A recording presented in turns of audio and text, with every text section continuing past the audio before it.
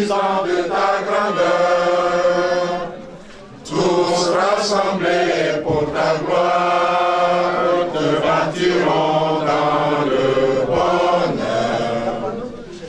Ivoirien, le pays nous appelle, si nous avons dans la paix ramené la liberté, notre devoir sera d'être un modèle de l'espérance promise à l'humanité, en forgeant unis dans la voie nouvelle, la patrie de la vraie fraternité.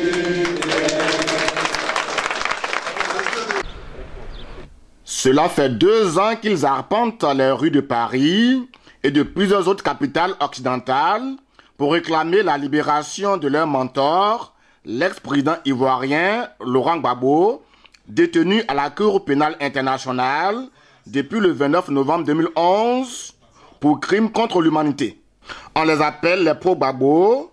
Ils se comptent par milliers à travers le monde et leurs organisations sont autant diverses que la qualité de leurs leaders. Seulement, si cette diversité peine encore à converger vers une unité, un consensus afin de donner une chance aux objectifs fixés et qui reste entre autres l'obtention de la libération de l'ancien président ivoirien Laurent Gbagbo, la libération de tous les prisonniers politiques détenus arbitrairement en Côte d'Ivoire, le retour de tous les exilés et la restauration d'un état de droit en Côte d'Ivoire, après donc plusieurs tentatives de rassemblement et de toutes ces forces vives, mouvements et partis politiques, associations de résistance, au sein d'un cadre unitaire de réflexion et de propositions, les pro-Gbagbo se sont à nouveau retrouvés.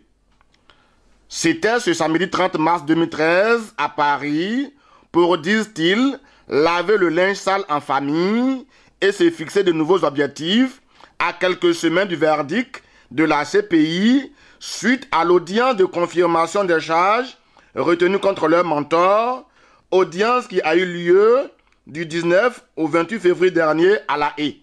États généraux pour la défense de la démocratie et des droits de l'homme en Côte d'Ivoire. Voici le thème qui a rassemblé la quasi-totalité des mouvements et associations de soutien du président ivoirien Laurent Gbagbo. Claude Koudou, son initiateur, situe ici l'enjeu de ce énième regroupement des pro-Gbagbo de France. C'est simplement un appel que je voudrais lancer. Nous avons depuis plusieurs mois rencontré tous les amis, tous les frères, tous les compatriotes. Et puis nous nous sommes rendus compte qu'il fallait faire en sorte d'aller de l'avant. Chacun dans cette salle, ou en dehors de cette salle, parce que c'est écrit, eh bien, a reconnu que chacun dans son coin ne peut pas y arriver.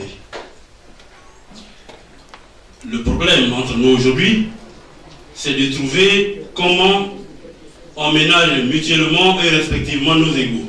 Le grand problème, il est à ce niveau.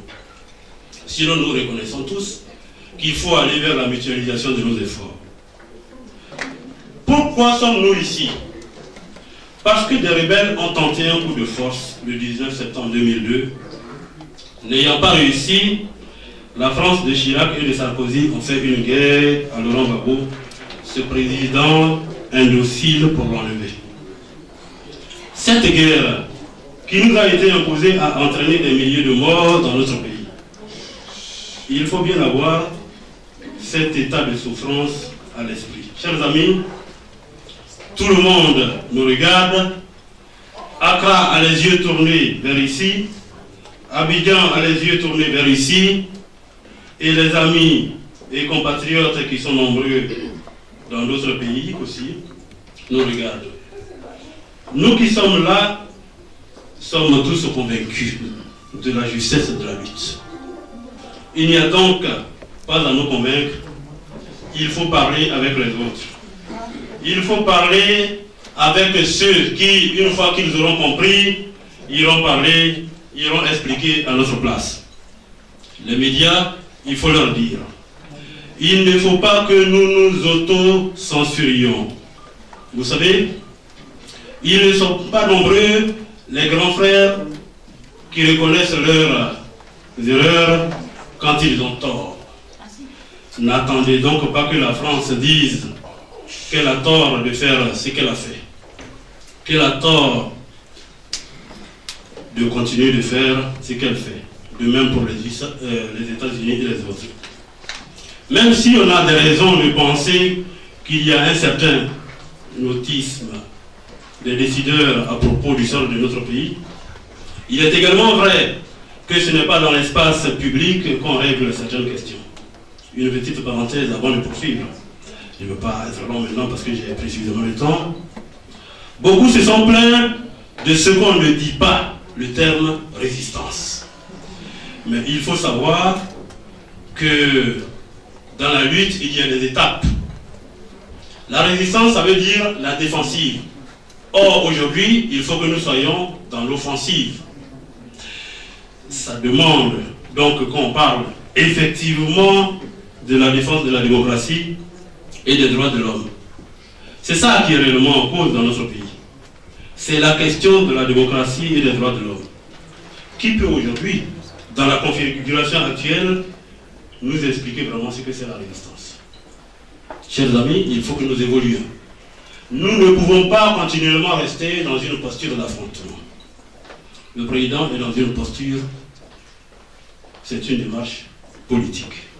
Il le dit depuis, il faut l'amplifier. Nous devons être extrêmement vigilants à ce propos. Le 28 février dernier, le président a donné le ton. Il faut soutenir ce ton. Il faut le propager. Chers amis, il ne faut pas qu'on disperse nos forces. Et il faut dire des paroles justes à ceux qui nous écoutent. On ne peut pas bâtir un pays sur des rumeurs, sur des présomptions, sur des illuminations. Pourquoi les États généraux? Ces assises sont d'une nécessité que tout le monde a souhaité. Durant des mois, des concertations, des consultations nous ont permis de nous mettre d'accord sur ce qu'il fallait faire.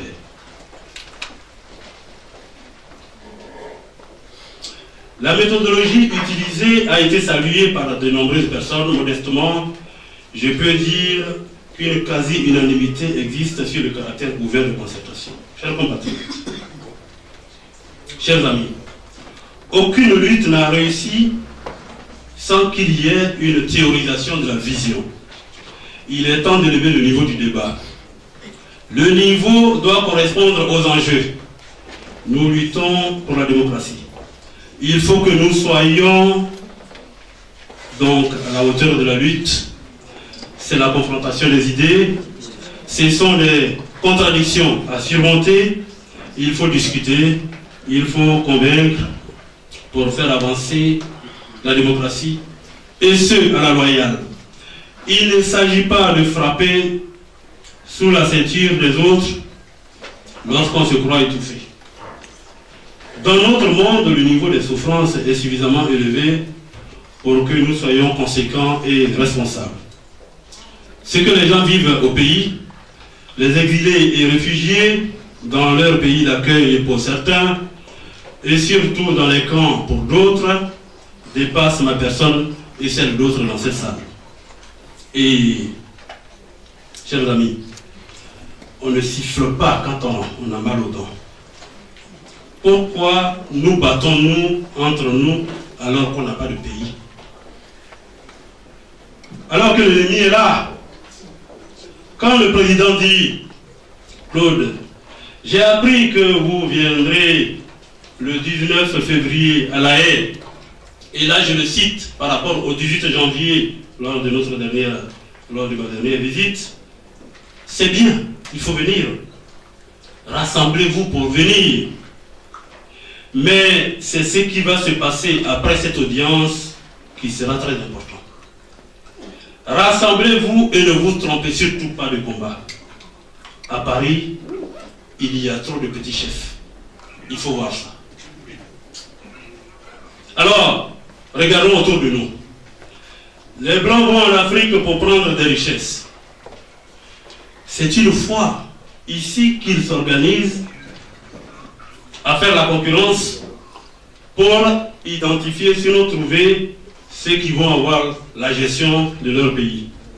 Mais nous n'avons même pas de pays et nous nous battons. Sur quoi? Les États généraux sont donc un moment pour tout réinitialiser.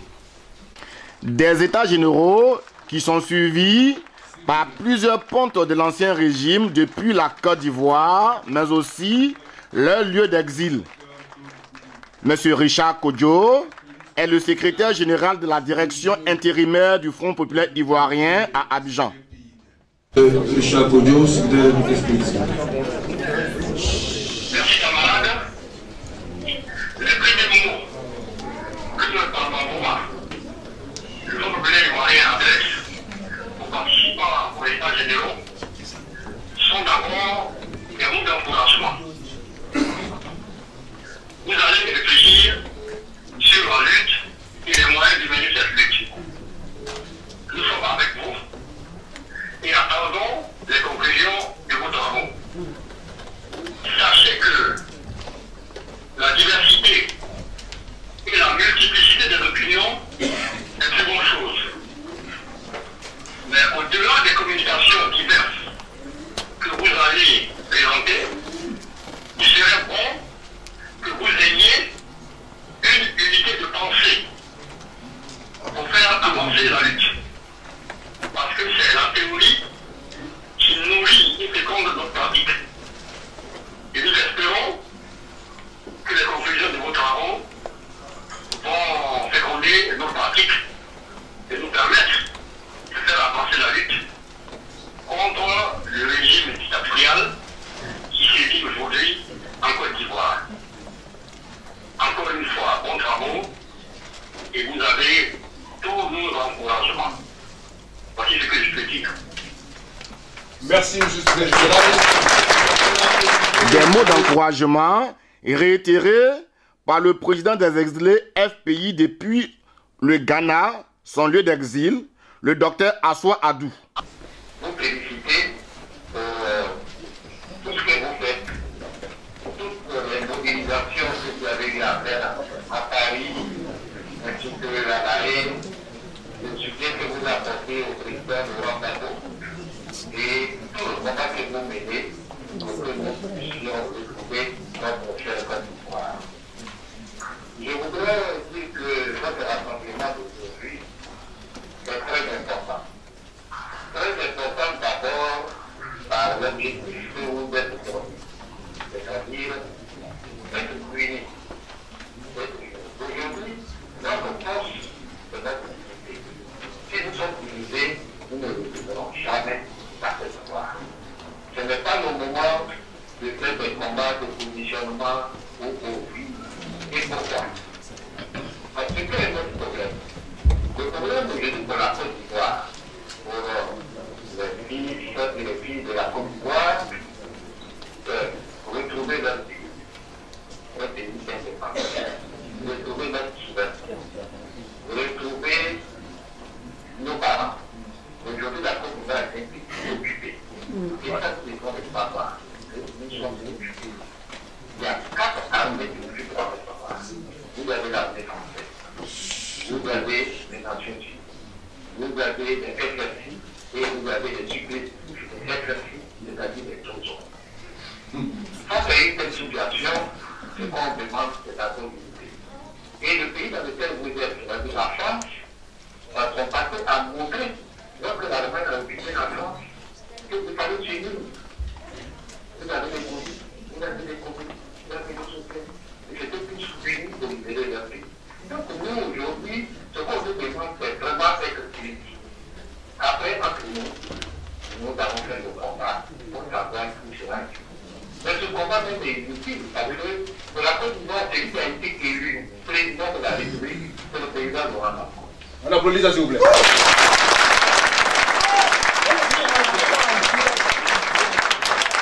Enfin, il est revenu au ministre Kone Katina de féliciter au nom de Laurent Gbagbo tous ces millions d'Ivoiriens et panafricains qui luttent pour sa libération et celle de la Côte d'Ivoire. Le porte-parole qui a appuyé chacune de vos initiatives d'espère au sortir des États généraux, les recommandations pertinentes qui ont fait à d'aider à mieux coordonner chacune de vos actions futures pour continuer et faire aboutir la nuit. Il s'agit au final de maintenir dans chacun de nous l'espérance d'une Afrique ambitieuse, parce que continuer avec elle autour de porte-valeurs tout en gardant en partage avec leur monde les bénéfices réciproques des avancées positives de l'humanité. Dans cette optique, les primordial pour gagner à l'égard des restes, de rappeler que le combat du président Laurent Gbagbo ne dirige pas seulement la Côte d'Ivoire, mais c'est à l'Afrique, et même au-delà, à tous les peuples du monde en lutte pour l'égalité. Ce combat consiste aussi à dénoncer toutes les atteintes aux droits de l'homme dans notre pays, à évaluer et à déterminer les types de rapports constructifs entre les deux frères, notamment la Côte d'Ivoire et la France, au-delà des relations interétatiques. C'est sur ces mots. Au nom du président Laurent Gbagbo, je vous laisse encore une fois mes encouragements en vous souhaitant le succès à vos travaux. Ils sont également venus très nombreux à ces états généraux. Eux, ce sont tous ses collaborateurs proches de l'ancien président et qui ont la chance de lui rendre visite régulièrement à sa prison de Scheveningen. À l'instar de Alain Capot, conseiller du président Laurent Gbagbo, un Ivoirien à la peau blanche. Donc, j'allais vous dire quelque chose d'important. J'allais vous dire que pourquoi je vais intervenir aujourd'hui et quel est le sens de mes propos, c'est que j'entends depuis un certain nombre de semaines, voire de mois, à tort et à travers, j'entends, je lis, que le président Gbagbo, c'est fini. Je cite. Et non seulement c'est pas fini, mais ça n'a pas commencé.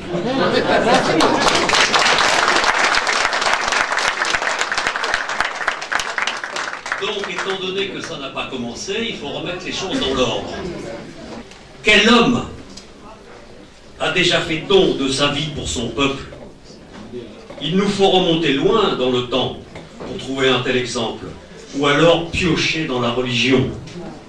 Mais là, nous sommes dans une autre dimension, dans la poésie du cœur. Bref.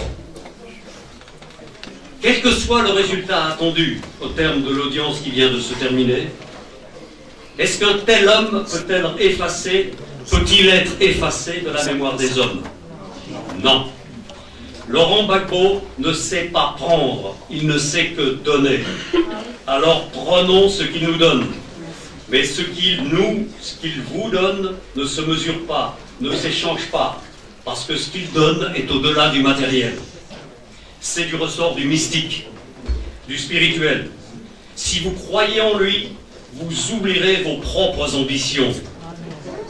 Vous chasserez vos luttes d'ego. Vous formerez une seule et force vive. Si vous croyez en lui, demain sera un autre avenir. Gbagbo, c'est pas fini. Ça n'a pas commencé. Après ce rappel qui résume l'esprit même de ces assises et avant les travaux en commission, place aux contributions. Tour à tour, se sont succédés présidents et leaders de mouvements politiques et de résistance basés en France. À cœur ouvert, chacun a vidé tout le contentieux qui pourrait à nouveau pourrir la cohésion entre eux tout en proposant des pistes de réflexion. Ici, Madame Hortense Adé Assalé, la nouvelle représentante du FPI en France. S'en suivra, tour à tour, M. Otto Honoré pour le compte du NPR, Alexis Zawa pour le compte de l'UNG, Zap Grasso du COGEP, Abel Naki du CRI panafricain. L'Assemblée a eu aussi la contribution du docteur Boka Sako Gervais, membre de la Fédération ivoirienne des droits de l'homme et exilé en Italie depuis avril 2011. Au titre des associations de résistance, Léonard Abodji pour le CDDS, proche de Claude Koudou, Willy Blas pour le CRI panafricain, Tagro et Sankara pour le CEPAD, Kwasi Atse pour la CODECI, Léontine Topo pour les femmes patriotes, Gadi Seli au nom des artistes et musiciens ivoiriens pro Gbagbo, Bibi Désiré pour la plateforme Souveraineté africaine, des patriotes venus des États-Unis et du Canada.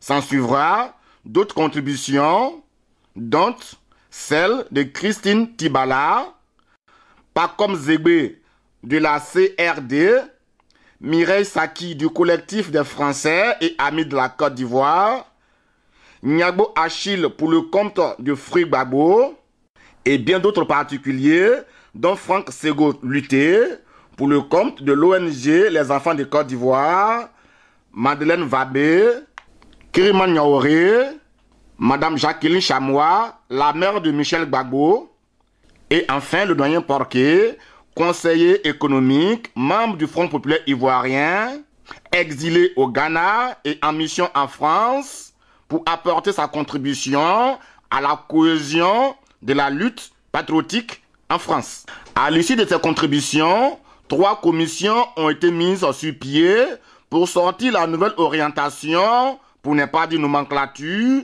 de la lutte patriotique en France.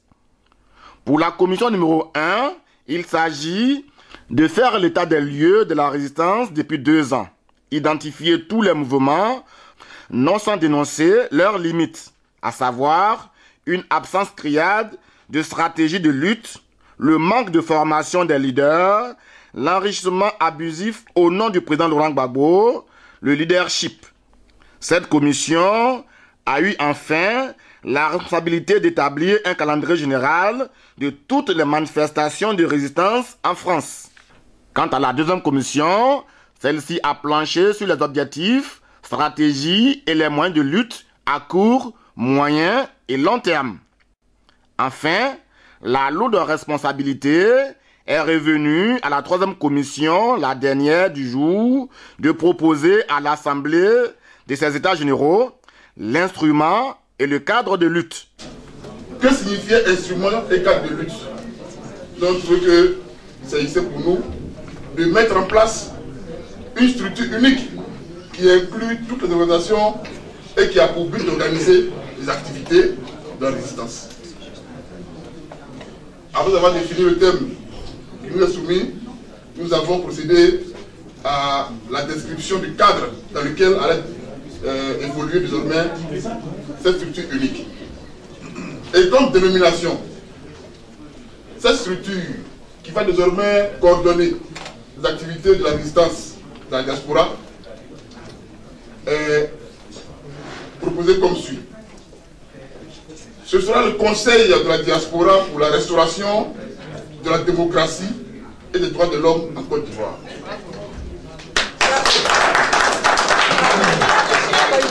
Parce que c'est ça que nous avons dit qu'il n'est pas question de procéder à la suppression ou bien de proposer que les organisations n'existent plus, mais qu'elles soient fédérées dans une entité commune qui va organiser leurs activités désormais sur la place.